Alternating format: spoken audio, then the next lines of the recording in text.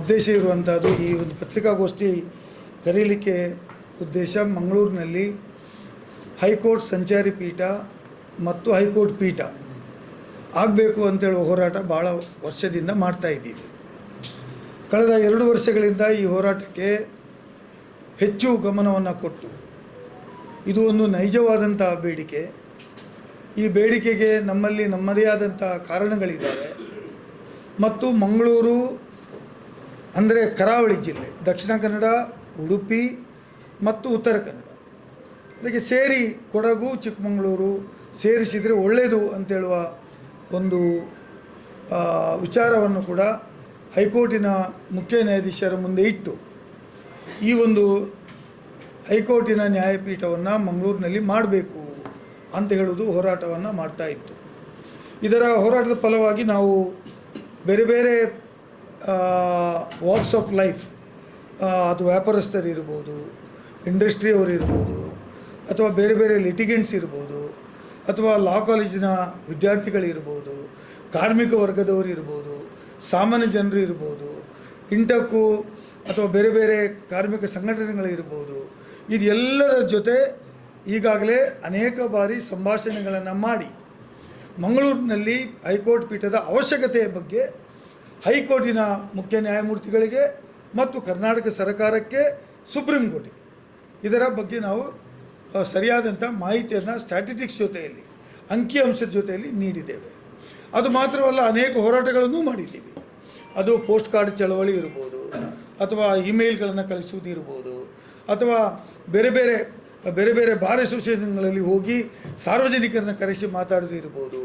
ಇದೆಲ್ಲವನ್ನ ಮಾತಾಡಿ ಎಲ್ಲಿಯೋ ಒಂದು ಕಡೆ ಒಂದು ಸಂಘಟಿತವಾಗಿರ್ತಕ್ಕಂಥ ಒಂದು ಅಭಿಪ್ರಾಯ ವ್ಯಕ್ತ ಆಗಿದೆ.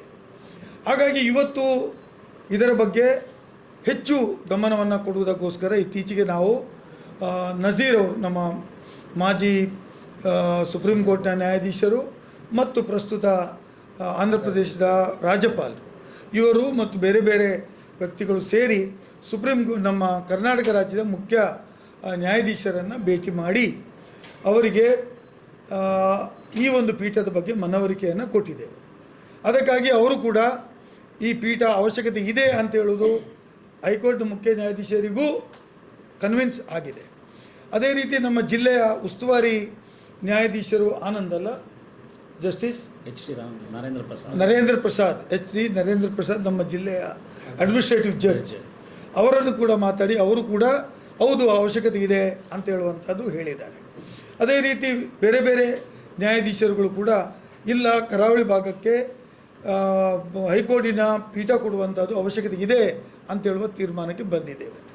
ಈಗ ನಮ್ಮ ಮುಂದೆ ಇರುವ ಸವಾಲು, ಪೀಠ ಮಾಡ್ತೀರಿ, ಕರಾವಳಿ ಭಾಗದಲ್ಲಿ ಮಾಡ್ತೀರಿ, ಕರಾವಳಿ ಭಾಗದಲ್ಲಿ ಮಂಗಳೂರು ಒಂದು ಕೇಂದ್ರ ಅಂತ ಹೇಳುವಂಥದ್ದು ಎಲ್ಲರಿಗೂ ಒಪ್ಪಿಗೆ ಇರತಕ್ಕಂಥದ್ದು, ಸಹಮತ ಇರತಕ್ಕಂಥದ್ದು.